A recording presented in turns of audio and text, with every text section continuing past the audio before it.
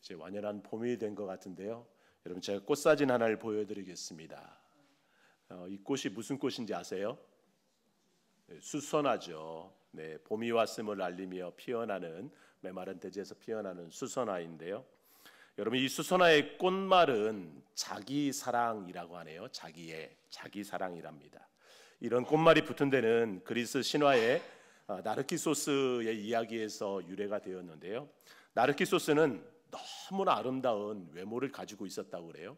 그런데 자신의 얼굴을 한 번도 본 적이 없다고 합니다. 그러다가 사냥을 하면서 너무 목이 말라서 숲속에 있는 작은 연못에 물을 마시려고 그 연못가에 이렇게 엎드리는데 그때 자신의 얼굴을 본 거죠. 연못에 비친 자신의 얼굴을 보고는 그 자리에서 넋을 잃고 말았습니다. 자기 얼굴에 자기가 반한 거죠. 여러분, 혹시 아침에 거울을 보면서 그러시는 분 있습니까? 와, 너무 아름답다. 여러분, 결국 나르키소스는 그 연못에 비친 자신의 얼굴을 보고는 사랑에 빠져버립니다. 그리고 그곳에서 한 발짝도 떼지를 못하고 그냥 그곳에서 죽게 되었다고 그래요. 그리고 그곳에서 피어난 꽃이 수선화라는 전설 같은 이야기가 있습니다. 그래서 자기 사랑, 이 자기애가 너무 강한 사람을 정신 분석학적 용어로는 나르시시즘이라고 하죠. 우리말로는 왕자병, 공주병이라고 합니다. 여러분, 그런데 사실 이런 자기애는요, 사실 좋은 거예요. 이런 자기애가 너무 없으면 그의 삶이 참 힘듭니다. 이 자기애는요, 스스로의 자존감을 높여줘요. 스스로 자존감을 높여주고 어떤 일을 함에 있어서 자신감을 주입니다. 그래서 이 자존감은 꼭 필요합니다. 그런데요, 이런 너무 과도한 자기애는 어떤 일들을 일으키냐면 내 자신이 너무 중요하게 생각하기 때문에 타인의 삶이나 타인의 생각은 그렇게 중요하게 생각하지 않아요. 모든 상황, 관계 속에서 자신을 유리하게 만듭니다. 그리고 이런 것이 더 심하게 되면 본인의 목적을 이루기 위해서는 수단과 방법을 가리지 않고요, 늘 자기 중심의 삶이 이루어져야 하기 때문에 자기보다 더 나은 사람이 있으면 그 사람을 용납하지 못해요. 여러분, 오늘 말씀에도 보면 흡사 이런 사람들이 나옵니다. 바로 3절에 나오는 서기관과 바리새인들의 모습입니다. 예수님 당시 이들은요, 유대 사회에서 가장 권위 있는 자들이었습니다. 이들은 수십 년에 걸쳐서 율법을 공부했어요. 조상 대대로 내려오던 그런 관습을 지켜왔기에 이들은 누구보다 낫다고 하는 나름 자부심을 가지고 있었습니다. 이들의 가르침이 곧 사회의 규범이 되기도 했어요. 그런데 그런 그들 앞에 갑자기 혜성처럼 나타나서 수많은 사람들의 인기를 독차지하고 있는 젊은 청년 하나가 있었습니다. 바로 서기관과 바리새인들의 생각에는 천하디천한 갈릴리 출신이었어요. 바로 우리가 믿는 예수님이죠. 당연히 이들에게 예수님은요, 눈의 가시처럼 여겨졌습니다. 틈만 나면 예수님을 잡아서 신문하려고 했습니다. 오늘 본문 앞에도 보면 그런 내용이 나오는데요, 대제사장과 바리새인들이 성전 경비병들을 보내서 예수님을 잡아오라고 했습니다. 당시의 상황을 제가 좀 이해하기 쉽도록 메시지 성경으로 좀 읽어드리도록 하겠습니다. 그때 성전 경비병들이 돌아와서 보고를 하자 대제사장과 바리새인들은 왜 그를 잡아오지 않았느냐고 따져 물었다. 경비병들이 대답하였다. 그가 어떻게 말하는지 들어보셨습니까? 우리는 지금까지 그 사람처럼 말하는 사람을 본 적이 없습니다. 바리새인들이 말하였다. 너희도 저 천하기 짝이 없는 무리들처럼 미혹된 것이냐? 지도자나 바리새인들 가운데서 그를 믿는 사람을 보았느냐? 그에게 미혹된 자라고는 하나님의 율법을 모르는 저 무리들 뿐이다. 여러분, 그런 상황 속에서 니고데모가 나서서 예수님을 변호해요. 니고데모도 바리새인 중에 한 사람이죠. 니고데모가 나서서 예수님을 변호합니다. 그런데 다른 바리새인들이 니고데모의 말을 자르면서 이렇게 말합니다. 당신도 그 갈릴리 사람을 선전하는 거요? 성경에서 증거를 살펴보시오. 갈릴리에서 예언자가 단 한 명이라도 나왔는지 살펴보란 말이요. 여러분, 어떻습니까? 사실 당시 서기관들이나 바리새인들은 장점이 참 많았습니다. 그들이 말하고 있는 것처럼 그들은요, 율법에 능통한 자들이었어요. 하나님에 대한 열심도 대단했습니다. 그런데 그런 자신들에 대한 자기 애가 너무 강한 나머지 그런 장점들이 오히려 다른 사람들을 죽이는 독이 되고 있다라는 거죠. 여러분, 그것은 하나님의 아들로 오신 예수님을 향해서도 마찬가지였습니다. 여러분, 이들이 알고 있는 그 율법, 구약의 말씀대로라면, 그 구약의 말씀대로 예수님을 바라보면 누가 봐도 예수님이 메시아예요. 그런데 예수님을 인정하지 않습니다. 자기애가 너무 강한 그들에게는요, 말씀보다 자신들을 지키는 것이 더 중요했던 거예요. 결국 그들은 성전에 모인 수많은 사람들 앞에서 예수님을 모욕하고 예수님을 창피 주기 위해서 하나의 일을 꾸미고 그 일을 진행하는데, 그 이야기가 바로 오늘 본문의 이야기입니다. 여러분, 예수님은 지난 밤에 밤새도록 감람산에서 기도하셨습니다.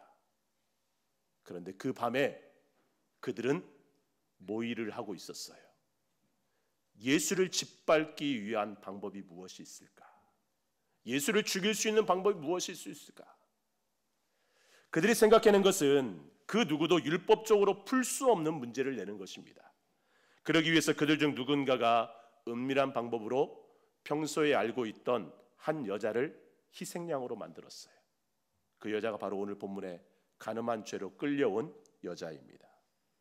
여러분, 여기서 우리는 그렇게 도덕적으로 율법적으로 완벽하다고 자부하는 서기관들과 바리새인들의 신앙의 수준이 어떤가를 볼 수 있습니다. 여러분, 먼저 이들이 간음한 여자를 끌고 오잖아요. 어디로 끌고 왔어요? 성전으로 끌고 왔습니다. 예수님이 밤새 기도하시고 이른 아침에 성전에 오셨을 때 수많은 사람들이 그 성전에 몰려왔거든요. 예수님의 말씀을 듣기 위해서. 이들이 그 간음한 여인을 끌고 온 장소는 성전이에요. 여러분, 성전은 그들에게 거룩한 장소입니다. 신성한 장소예요.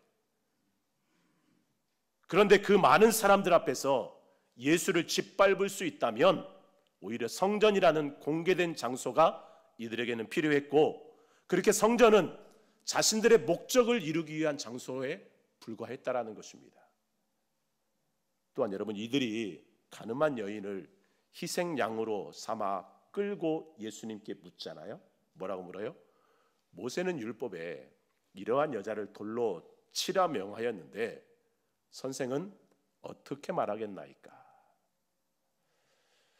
여러분, 이들의 말처럼 구약 성경은 이렇게 기록하고 있습니다. 레위기와 신명기 말씀인데요. 레위기 20장 10절, 남자가 다른 남자의 아내 곧 자기의 이웃집 아내와 간통하면 간음한 두 남녀는 함께 반드시 사형에 처해야 한다. 신명기 말씀, 한 남자와 약혼한 여자를 다른 남자가 성 안에서 만나서 정을 통하였을 경우에 두 사람을 다 성문 밖으로 끌어다 놓고 돌로 쳐서 죽여야 합니다. 그 처녀는 성 안에 있으면서도 소리를 지르지 않았기 때문이요, 그 남자는 이웃의 아내를 범하였기 때문입니다. 그리하여 당신들은 당신들 가운데서 이런 악의 뿌리를 뽑아야 합니다. 성 밖으로 내치래요. 네, 이들은 그 여자를 성전 안으로 데리고 온 거죠. 여러분, 율법을 너무나 잘 알고 있고 율법대로 살아왔다고 나름 자부하고 있는 서기관과 바리새인들이었지만, 정작 율법과 자신들의 지금 상황을 비교해 보면 이상한 점이 있죠. 율법에는 가능한 남자와 여자를 다 죽이라고 했는데 지금 이들은 여자만 데리고 온 거예요. 여러분, 지금 서기관과 바리새인들에게는요, 율법적으로 예수를 빠져나가게 하지 못하기 위한 하나의 희생양이 필요했던 것입니다. 그리고 그들은 그 희생양을 지금 이 여자로 끌고 온 것이고, 그것은 자신들의 자리를 지키기 위해 자신들이 세운 철저한 계획이었던 것이죠. 그렇게 도덕적으로 율법적으로 완벽하다고 하는 서기관과 바리새인들 또한 자신들의 목적을 이루기 위해서는 가늠한 여인만이 희생양으로 필요했던 것입니다. 그런 이중적인 모습을 보여주고 있는 거죠. 사랑하는 성도 여러분, 우리가 살아가는 이 시대는 어떻습니까? 정치적으로도 그렇고 사회적으로도 그렇고 이 시대는요, 내가 살기 위해서라면, 내 자리를 지키기 위해서라면 누군가를 혹은 어떤 상황을 희생양으로 만드는 것에 익숙해져 있습니다. 그리고 때로 그런 일들은 마치 서기관과 바리새인들이 그랬던 것처럼 계획적으로 이루어지고 있죠. 상황을 조작하기도 하고 말을 만들어내기도 하고 거짓말을 일삼기도 하고 때로는 이 가늠한 여인처럼 확실한 명분을 만들어 내세우기도 합니다.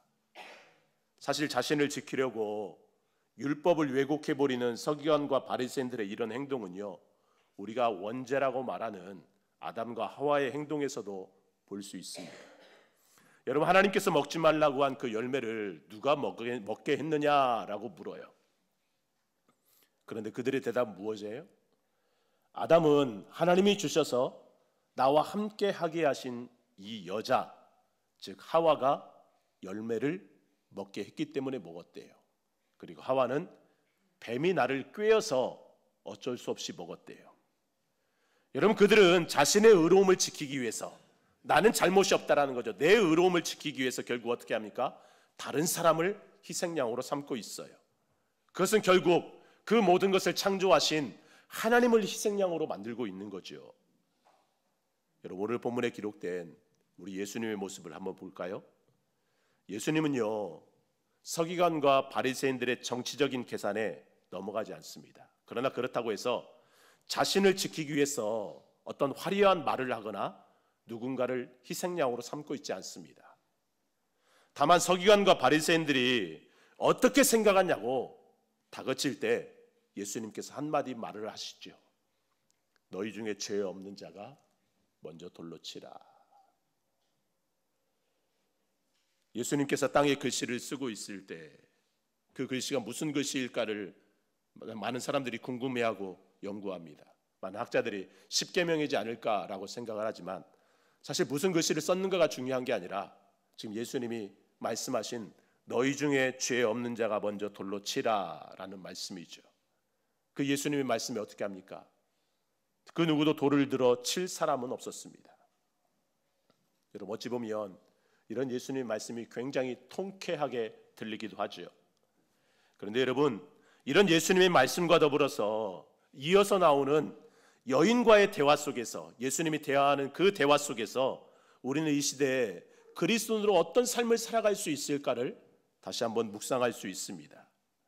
여러분, 당시 가늠한 여인은요, 예수님을 다그치는 그 서기관과 바리새인들의 날카로운 목소리를 들으면서 고개조차 들지 못하고 있었습니다. 어쩌면 이제 나는 저 사람들이 던지는 돌에 맞아 죽어야 된다고 그렇게 생각하고 있었을 거예요. 그런데 예수님의 말씀에 발자국 소리가 들리기 시작합니다. 떠나가는 사람들의 걸음소리가 들리고 이내 고개를 들어보니 그 자리에 예수님밖에 보이지 않았어요. 하염없이 눈물을 흘리면서 예수님을 바라보고 있을 때 예수님께서 말씀하시잖아요. 나도 너를 정죄하지 않는다. 이제부터 다시는 죄를 짓지 말아라. 여러분, 누구도 이 여자에게 돌을 던질 수 없었지만 예수님은 던질 수 있었잖아요.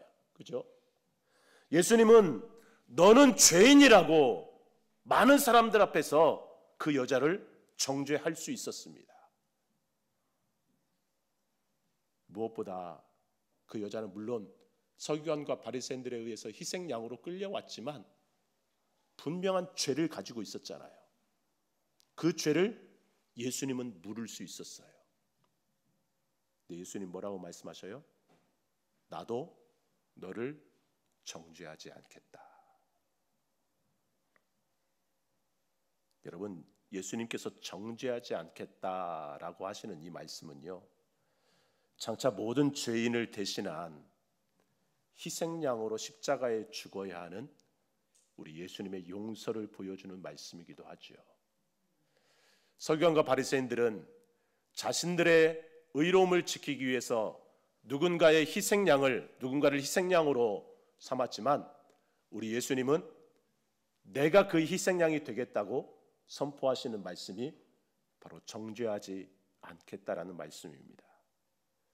그렇게 예수님은 누가 봐도 분명한 죄인이고 희생양으로 끌려와 죽어도 마땅한 여자와 같은 우리들을 대신한 희생양이 되어 주신 것이죠. 여러분, 가시고기를 아십니까? 새끼를 위해서 자신의 살을 다 내어주는 부성애를 상징하는 고기가 가시고기죠.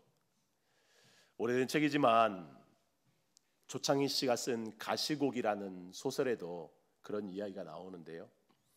호연이라는 주인공이 아내와 이혼을 하고 아들을 키우는데 그 아들의 이름이 다움이라는 아들이에요. 백혈병에 걸렸습니다.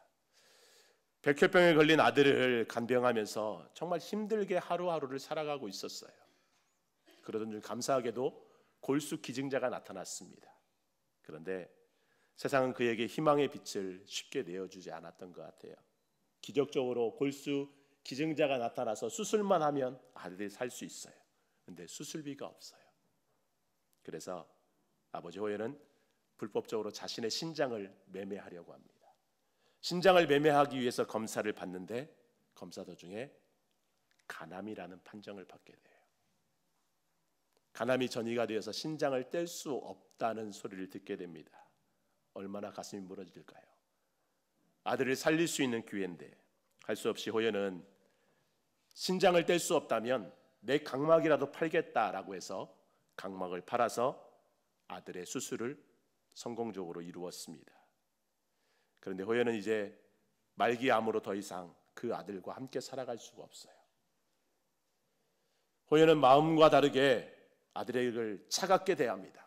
아들에게 차가운 말을 하고 모질게 대해요. 왜냐하면 아들을 엄마에게 보내기 위해서. 그래서 프랑스에 있는 엄마에게 아들을 보냅니다. 아들이 무사히 프랑스에 도착했다는 소식을 들은 아버지 호연은 가시고기가 자식에게 자신의 살을 다 내어주고 삶을 마감하듯 아들과 추억이 있던 그 산기슭에서 생을 마감하게 됩니다. 그러면서 마지막까지 그를 간호했던 이제 후배에게서 그의 마지막 말이 하나 회자되는데 그 말이 이 말입니다. 사람은 말이야 그 아이를 세상에 남겨놓은 이상은 죽어도 아주 죽은 게 아니래. 여러분, 우리가 살아있는 한 우리는 우리의 희생양으로 죽으신 우리 예수님의 심장으로, 예수님의 생명으로 살아가는 존재라는 것을 기억하시기 바랍니다.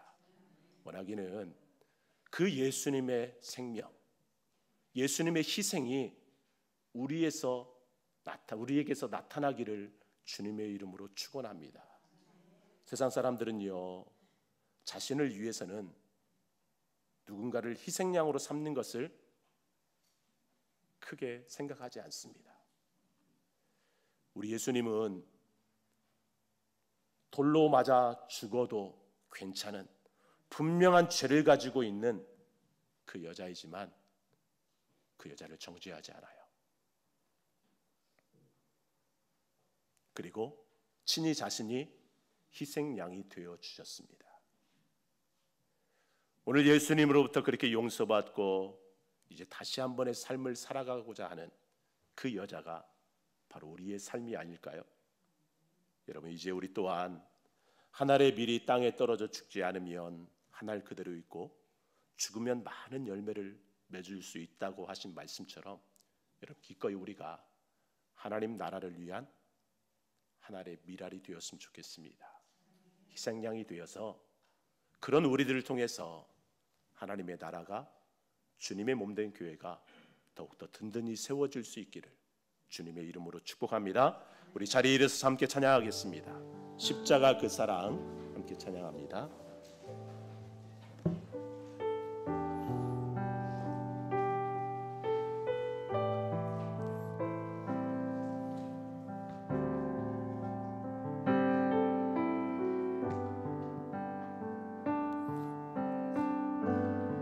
십자가 그 사랑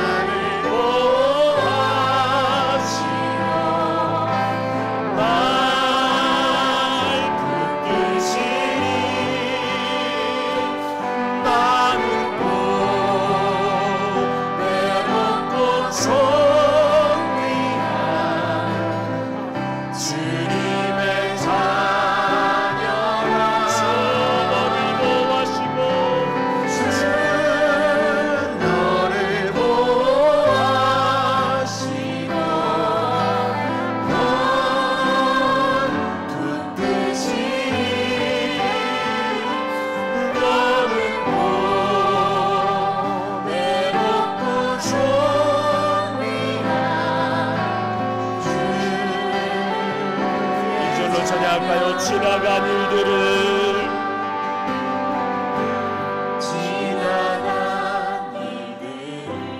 기억하지 않고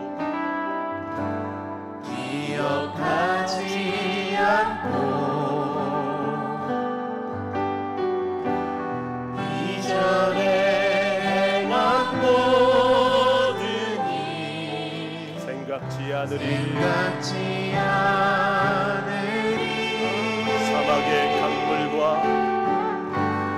사막의 강물과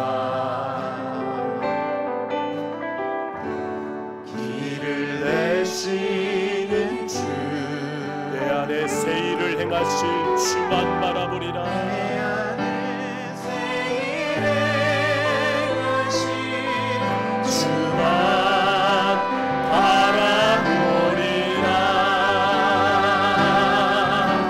주 나를 보하시고 날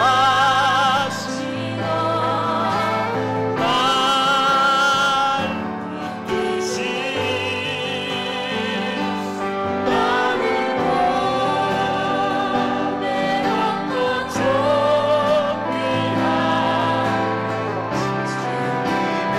존귀한 주님의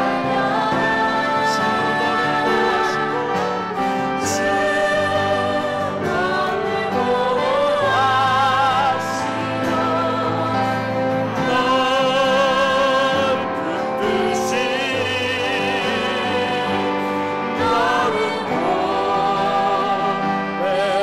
보내었고 존귀한 주의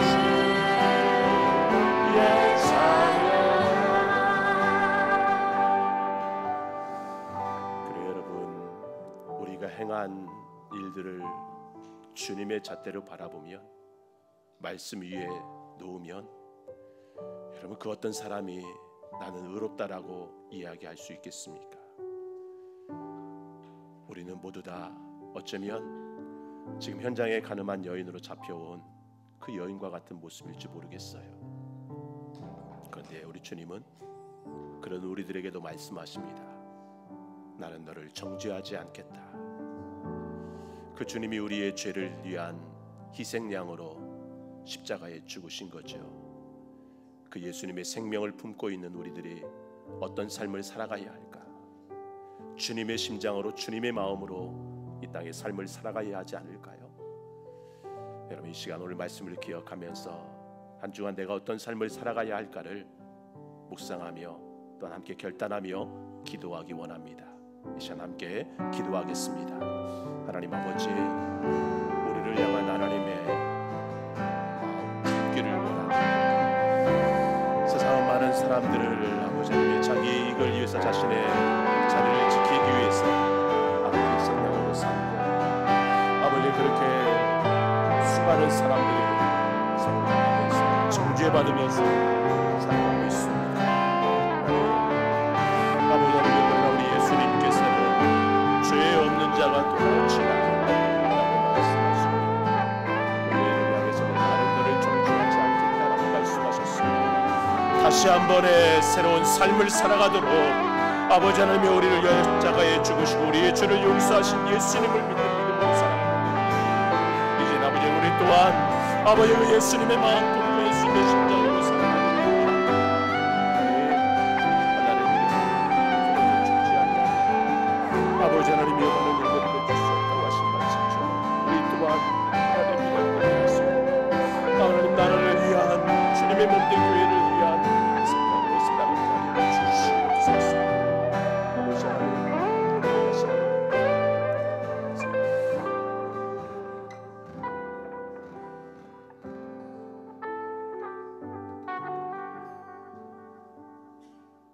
하나님 아버지, 용서받을 수 없는 죄인이었지만 이제는 그 어떤 보물보다 귀한 하나님의 보배로 살아갈 수 있도록 우리를 인도하여 주심을 감사를 드립니다.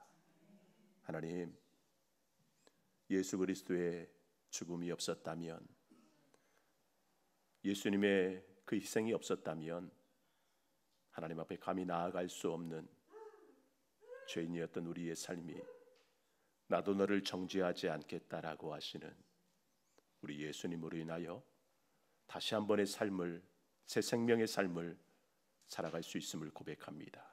하나님, 우리 안에 그 예수님의 생명 품고 예수님의 심장으로, 예수님의 마음으로 이 땅의 삶을 살아가기를 원합니다. 하나님 아버지, 예수님께서 이루고자 하셨던 그 하나님의 나라, 예수님의 피값으로 세워진 주님의 몸된 교회 공동체를 세우는 일을 위하여서 기꺼이 우리 또한 아버지 희생할 수 있도록 주님 인도하여 주시옵시고, 그 가운데 많은 열매들이 맺어질 수 있도록 주님 인도하여 주시옵소서. 이제는 우리 주 예수 그리스도의 은혜와 하나님 아버지의 무한하신 사랑과 성령 하나님의 인도하심, 교통하심, 충만하심, 위로하심의 은혜가 용서받고 용서하기 원하는 우리 모든 성도들과 그들의 가정과 직장과 사업장 위에, 우리 교회 위에 이제로부터 영원토록 함께 있을지어다. 아멘.